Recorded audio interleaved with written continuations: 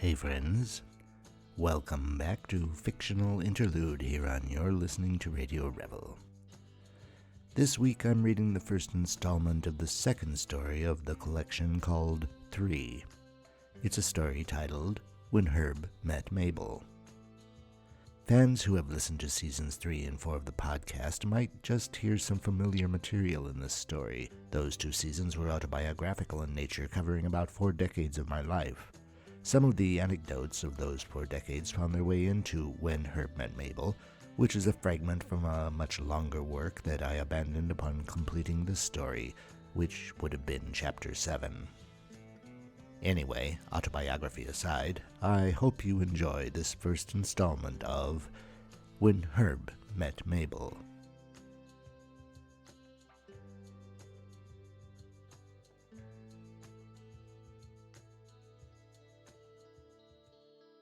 When Herb met Mable back in 1954, she was working at the telephone company as a switchboard operator, and he was just returning from a term with the Marines, hadn't yet found work, was hanging about with his buddies and trying to keep a positive attitude about his lot. He had been bright enough to save a bit, and with luck, he should have been lucky, he always said luck was natural, he might find himself settling in, putting down roots. This was his hometown he came back to, here was his family, he would get on fine. In fact, Herb did get along fine, though he wasn't able to admit so until some years later, when he would be reminded by his father-in-law, H., of what his life had been like immediately before his chance encounter with Mable at lunchtime in Susie's home-cooking cafe. Although H. rarely acknowledged Herb's existence, there was one time after dinner when he began asking his daughter whatever happened to that strange boy she knew before she got married. At first, neither Mable nor Herb could imagine who he could be asking about, but H. would not drop the subject and spent the evening suddenly blurting out things he recalled of the boy as he sat in his chair by the gas heater, legs wrapped in a blue blanket, listening to the radio. Just as well he disappeared. I didn't like him very much. He never had any money. He seemed to run around with women a lot. What was his name then, Mable? I don't know, Papa. Goddamn girl, don't you be losing your wits as well. Someone's got to remember around here. Ask that husband of yours. He's already said he doesn't know. Oh. Always smelled like drink. What color was his hair? Now, Daddy, how am I supposed to tell you what color his hair was if I haven't the foggiest idea who you're talking about? Oh. But you saw an awful lot of him. More than I liked, if you want to know what I think. Oh, Daddy, Mable thought to herself, you gave up thinking long ago. And this went on for nearly 2 hours.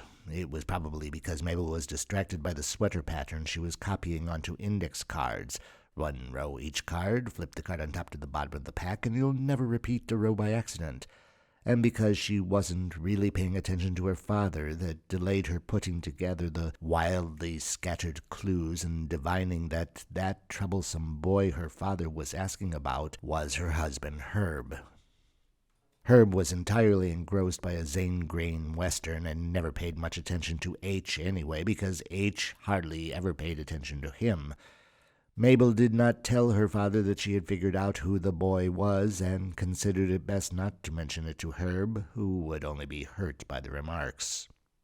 On some level, though, the list of details that made up his life during the last year and 7 months of his bachelorhood must have sunk in, for when Herb went to bed he found himself thinking about those days and proceeded to have a rather vivid dream about the period.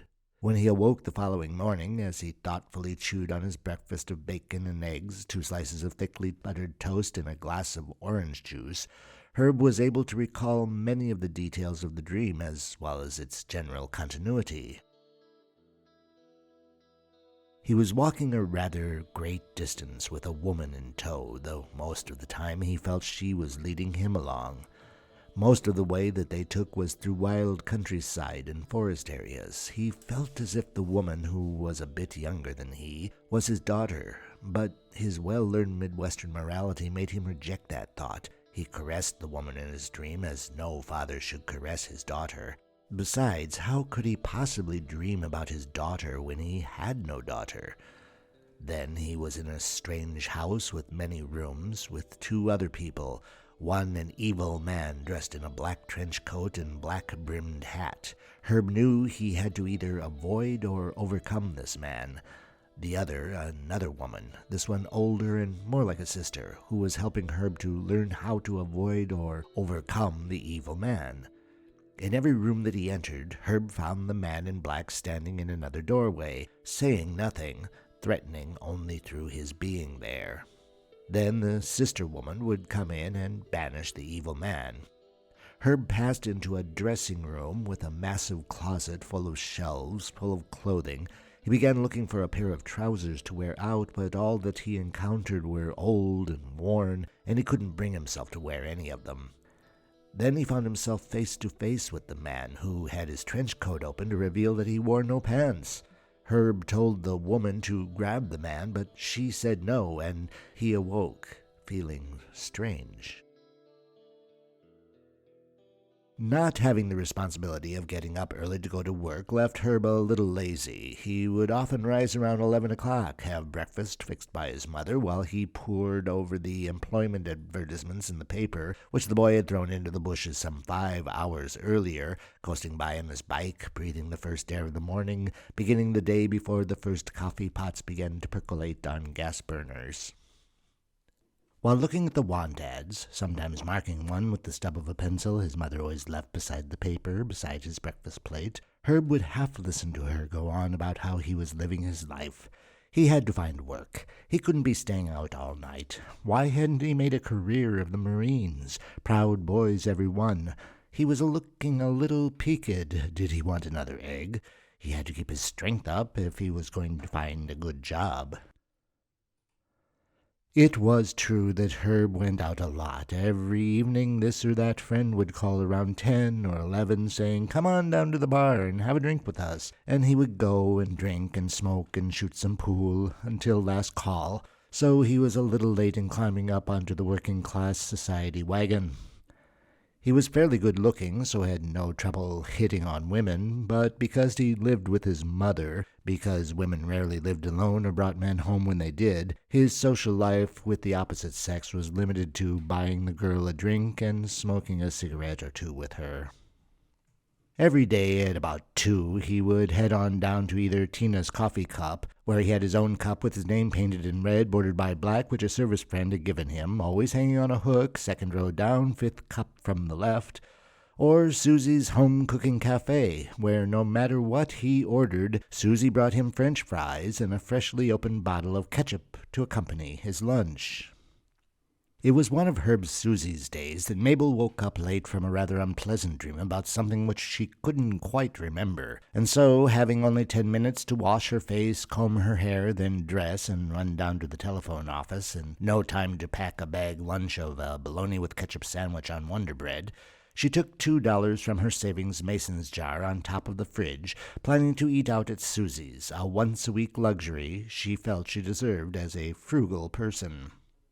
Mabel's headset had weighed in at 25 pounds that day, and she only wanted to relax and have someone serve her, particularly Susie, that big blonde woman who wore pink smocks with Susie embroidered over the pleats, serving the generous left breast, and cat's eye glasses with a tasteful rhinestone in each point, a smile that always seemed genuine, even when it was only professional. Susie had to scratch her head with a knitting needle she kept beside the cash register so as not to flatten her hairdo, which she had done every Saturday, like confession, and which she poofed up 6 days a week with a hairpick, and which she carefully wrapped loosely with a gauze scarf every night before putting herself to bed.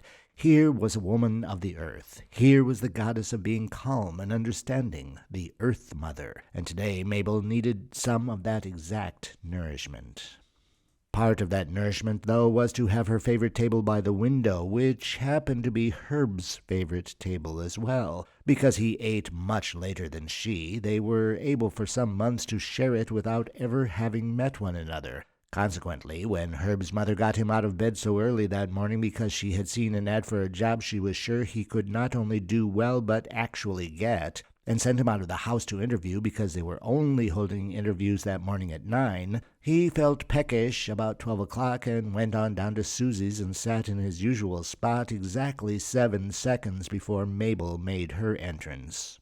On seeing her table occupied, Mable was a little taken aback, stood a full minute framed in the doorway with the light filtering through her hair, staring directly at him with an expression thoroughly clouded by disappointment. Susie at once sensed what was going on, though she had not foreseen it. Mable only came in twice a week, once for lunch and another for coffee, never on the same day of the week. In any case, in her blind wisdom, acquired at an early age through hero worship of her very old, very wise, yet living grandma, Susie walked over to Mable, took her by the hand, and led her to the chair opposite Herb, pulled it out for her, and indicated that she have a seat.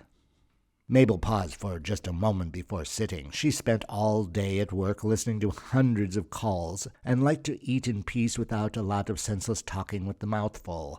However, after just that moment, she lowered herself into the chair, just in balance with Herb, gentlemanly, rising slightly, as if she had raised his side of the seesaw, so that he could now look over the castle wall and catch a glimpse of the princess strolling about the gardens.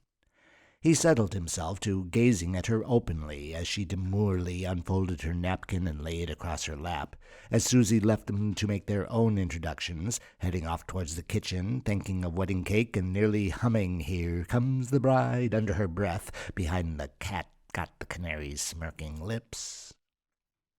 Herb thought Mable was quite pretty, with a plain oval face, dark blue eyes, black, thick, wavy hair parted on the right and cropped short because young, single working women found it easier to care for, more comfortable, conformity to man-oriented workplace dress codes.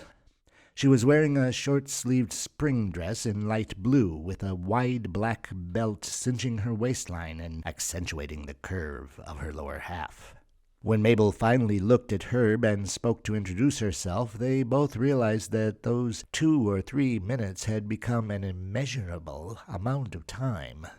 Susie waited until she heard Herb say his name in return to bring 2 short glasses filled with ice water, set them on the table, take out her notepad of restaurant checks stamped "Susie's Home Cooking" in rosy ink on top, and tell them what she had cooking out in the kitchen today. Susie had been in the restaurant business for a number of years now, though Susie's Home Cooking Cafe filled only the last 7. Her passion for the work began with her first job at 16. Her father had left home one morning and had never come back. The 3 females he had deserted, Susie, her mother, and her grandmother, had to find some way of supporting themselves. Susie's mother took up doing sewing for neighbor ladies. The grandmother spent time with aged widows, keeping them company, doing their shopping, fixing their meals. Susie went to the only restaurant in town and, explaining her family's nearly desperate situation, easily landed work washing dishes. She graduated rapidly to cook's assistant, then waitress, then hostess, finally to owner. Susie's Home Cooking Cafe, with the sign in the window reading "Restrooms for customer use only," and the sign on the cash register reading "No checks, don't even ask," was the only restaurant in which she had ever worked. Mable was going to have some New England-style clam chowder and a chicken breast with baked potatoes. She was hungrier than usual, a little flushed as well, as Herb would not cease staring at her. Herb was going to have a green garden salad made fresh from vegetables from Susie's backyard garden, and a steak with fried potatoes. Thinking of Mabel's lips and how much he would like to plant a kiss on them, he asked Susie to please hold the sliced raw onion that he usually liked to have on the side. Susie unperched her glasses from her nose and let them bounce down upon her soft, pillowy breasts, where they hung suspended on the gold chain she kept about her neck, and smiled meaningfully, giving Mable a wink that brought a flush to Mabel's cheeks as she said, "Coming right up," although she hardly meant that, actually intending on dawdling more than usual. She peeked constantly at the young couple in the window, through the window in the kitchen wall where plates passed through either to hungry customers or to be scrubbed up, Upon buying the restaurant, Susie, in a move of compassion for all restaurant dishwashers, had bought herself a fine Maytag Industrial to do her dishes at the cafe. Susie was sometimes distracted by a splatter of grease that popped onto her generously freckled forearm, or a person passing by the window in the street. A twinge of, what? Was it jealousy? Plucked at the insides of her chest, and she wondered if she might need a heart pill, or if she were merely feeling nostalgia at her own fruitless romantic life, partly because of her devotion to her work, and partly because her only love had been killed in the war at such a sweet, handsome young age. She had never looked for another man. Maybe that's why she often became a matchmaker when she saw two young people who had suddenly found their mate. Susie believed firmly in fate, though she was not so committed to the idea that two people could promise to be together forever and ever. She did find it highly likely that one's fate was written, and that if one crossed paths with that one special person, then nothing would impede happy relationships getting underway. She made herself a pact to help grease its path. People who can't visualize their own fate often put silly obstacles like fear and timidity between themselves and their goals.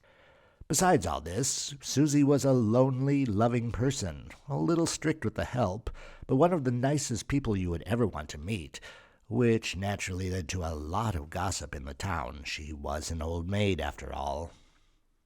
When asked what they might like for dessert, both Herb and Mable opted for Susie's chocolate cake, a special secret recipe handed to her mother from her grandmother and ending with Susie, who had no daughter to hand it down to.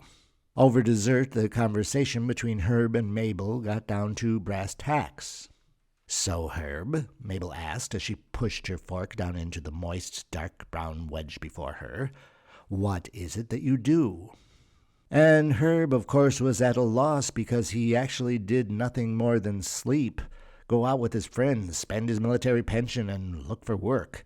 None of these activities would serve as a satisfactory answer to Mabel's question.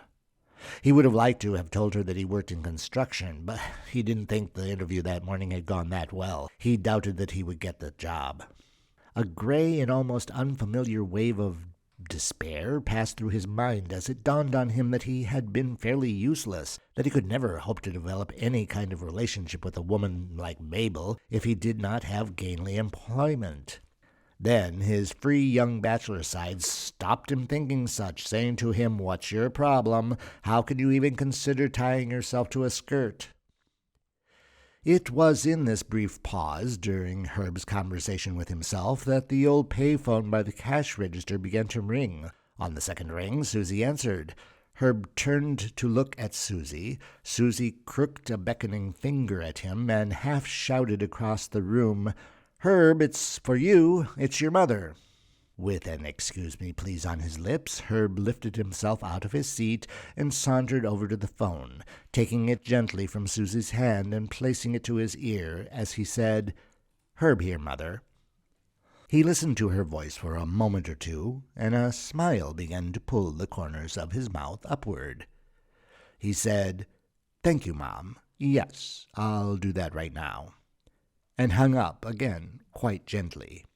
He reached into his trouser pocket, found a tightly folded dollar bill, folded down to the size of a quarter. Herb always folded his money tightly, always done with the bill in the pocket, always with the hand in the pocket. Maybe it kept him from returning to a military habit of scratching at his balls and giving his member a little pull, nearly constantly, to keep his masculinity foremost in his mind. Maybe he thought that through doubling and redoubling the bill, he would double and redouble his earnings. He called over to Susie if she mightn't give him change for a phone call, which she did. He dropped a nickel in a slot and dialed 4 digits, was silent as he listened to 3 rings, and then said his full name and asked for a Mr. Weber, who came to the phone and began talking, leaving Herb space only to reply, "Yes, of course. Thank you, sir, I'll be there." Herb hung up the receiver, the smile yet on his lips, turned and walked confidently back to the table, put his hand in his pocket. It was heading for his genitals. Mabel, in the meantime, was dawdling over her cake and wondering if she'd have to order a coffee in order to have an excuse to hang on to the conversation with Herb. She didn't like to drink coffee after lunch. It made her peppy at the switchboard, kept her from getting to sleep at night, which, in turn, made her feel tired and listless the next day, so that she would have to drink some of that horrible vitamin potion her mother had bought for her as a child, and which her father made her drink if he perceived that she was tired and listless. Since the accident some years earlier, H had developed a peculiar sensitivity towards Mabel, could tell in any moment her state of health or mind. She in fact wondered if he hadn't begun to learn to use this power when she was not in the house, casting it out and reading her thoughts, even in this very moment, which, as confused and incomprehensible as they may be, were not altogether unpleasant. Now, Herb had been working for Harley Construction for some 35 years, and even though that horrible word, retirement, was being bandied about, he hoped he'd be able to keep it at bay as long as possible. He put down his Zane Grey Western and put himself to bed because he had an entire kitchen to build and only tomorrow and the next day in which to do so. He had some troubles getting to sleep and even considered calling to his wife to come tell him one of her magical bedtime stories, one that she made up specifically for him. This led him to think of his handsome young son, Pierce, who had not been to visit for such a long time, living in Europe, getting on well. He missed him. He was up on the roof of the house, patching some of the shingles in preparation for winter. It was a particularly chilly, sunny day, with the strong sensation of autumn that exerts a pressure from the inside of the head out. Below on the porch, his son was playing with matches. Jesus Christ, Herb thought to himself. 8 years old and still doesn't see the connection between playing with matches and burning the house down. Having spent the past 9.5 years building a life out of building houses, it particularly hurt Herb that he had not yet found the way to teach his son some common sense. That evening after dinner, he took his son out to the porch and pointed to the corner where an old coffee pot stood, full of charred twigs and leaves, under a triangle-shaped stain of soot on the wall that looked like an accusing arrow, and asked his son what he knew about all that. The boy rapidly, with an earnest tone, replied that he did not know anything. Herb knew this game well from having played it with his father. How big can you make him lie? "Who do you think made this fire?" Herb asked, as if he honestly wanted his son's opinion on who might have built it. The boy, again rapidly, said that it must have been one of the neighbor kids. "Why do you suppose one of the neighbor kids would hike 5 miles over to our house just to make a fire on our front porch?" "Could be they were cold." "Yeah, so they came 5 miles in the cold to make a fire on our front porch to keep from being cold. I don't know, son. I'm not sure I can buy that." "Or maybe they wanted to cook something that was left in the garden. Maybe they knew Mom threw out that old coffee pot, and their mom won't let them build fires." "Do your mom and me let you build fires?" "I guess not." "Then why did you build this one?" "Oh, I didn't." There was the out-and-out lie, not the could-have-been, might-have-been evasive fantasy of an 8-year-old boy, rather the totally untrue statement. That was worse than playing with fire. Herb could tolerate storytelling. The boy was merely following in his mother's footsteps, but lying was out of the question. He lectured. "You know, son, I was up on the roof earlier and smelled something burning. I looked down, and to my surprise and disappointment, I saw you burning leaves and sticks here in this very corner of our front porch. I began to wonder to myself if maybe you didn't like the house I built for your mother and me and you. Maybe I'd done something wrong, and you wanted to burn the place down so that I'd build a new one. That'd be kind of silly, though, with winter coming on. Be better to burn it down in the spring so we could camp out while I was building our new house. Then I wondered if maybe I hadn't explained to you carefully enough how dangerous fire is, and how even grown-ups shouldn't play with fire. Fire is more than warm, son. It's hot. Hot as hell." Here Herb took out his Zippo windproof lighter and rolled the flint wheel for a spark. He grabbed his son's left arm and held the hand palm down over the flame until he felt the arm begin to pull back. 2 seconds more, tears in his son's eyes, but he was a brave boy. He would not cry. "So you understand, do you, son, why we don't want you playing with fire?" And the boy nodded gravely, his eyes shiny with the unshed tears. Now, why was Herb recalling that particular lesson in parenting? He half awoke from his dreamy reminiscences when the telephone rang. H., who had also been sleeping in his chair, startled awoke, swore a few blue words, shouted, "Telephone!" loudly in the direction where he correctly perceived his daughter would be, and promptly dozed off into a dream that he constantly found himself returning to. He is sitting solemnly, quietly by the open window, listening to that familiar man's voice talking as if to a child, on the other side, out there on the porch.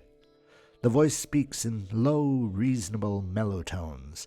H. can almost make out where he has heard it before, never quite sure who that man is or was. The voice says, "Apart from playing with fire, you did something else today that was very wrong. Maybe the worst thing any person can do to another. Do you know what it was that you did? Well, it was to lie to me. Now I want you to try and understand the difference between 3 things: telling the truth, telling stories, and telling lies. Telling the truth is probably the most difficult of the 3, as it sometimes means getting in trouble for something you have done. It's also difficult because, as they say, everyone has their own ideas on just what the truth is. But no matter what truth other people want to hear, it's usually pretty good policy to speak your own. That's where telling stories can be helpful. Sometimes telling the truth hurts another person, probably because that other person believes in another truth. So we tell stories that mean the same thing as the truth but are easier to swallow because the person listening can decide just what he wants to hear. Telling stories is good because it makes the truth softer, easier to chew, like rice pudding. Telling a lie seems like the easiest of all 3 because it is so often the opposite of something that's happened. This is a good example. I ask you if you were playing with fire and you tell me you were not. Now, I saw with my own eyes that you were playing with fire, so either my eyes were lying to me or you were. Of course it was you lying, because of all the creatures of the earth only man lies. Eyes don't lie, trees don't lie, fire doesn't lie. When you lie, you plant the seed for more lies. If you didn't start the fire, who did? The answer would be a lie. If you weren't at the scene of the crime, where were you? Another lie. What were you doing? Another. It's a net that you make for yourself that traps you into remembering things that didn't happen, on top of having to remember what did happen, on top of having to carry about a guilty conscience not only for the deed, but for the lies that transparently try to keep the deed inside you. You carry a weight that no one can relieve you of. Later, the person who lies becomes regular with it, has to lie because he's lost the ability to recognize the truth. Now, I'm going to have to punish you for what you've done today. Not for the fire. I think you understand about that. No, I'm going to have to tan your rear end a little for the lie, because that's what you did today that hurt me the most.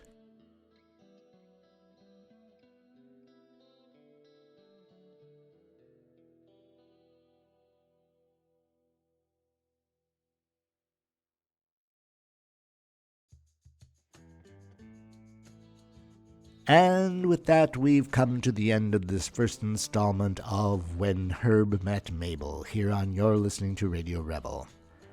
There are 2 more installments of the story, which you'll be able to listen to next week and the following. Hope you'll be back for them. Cheers. You're listening to Radio Revel. Listen, like, subscribe, and share.